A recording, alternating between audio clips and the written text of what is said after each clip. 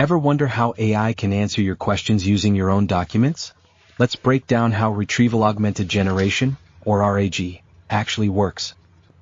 It starts with an original document, maybe an FAQ, a help guide, or internal documentation. That document gets broken into smaller, meaningful chunks.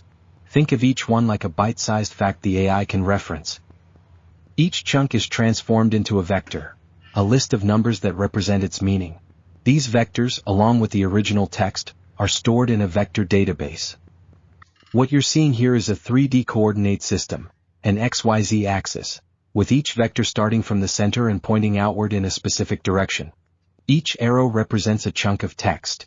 The length of each arrow is called its magnitude.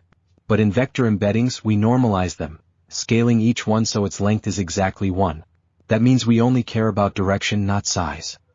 To determine which chunk is most relevant to a user's question, we use cosine similarity, a measure of the angle between two vectors. If the vectors point in the same direction, their cosine value is 1. That's a perfect match. So in a normalized vector space, it's not about how long the arrow is, it's entirely about where it points.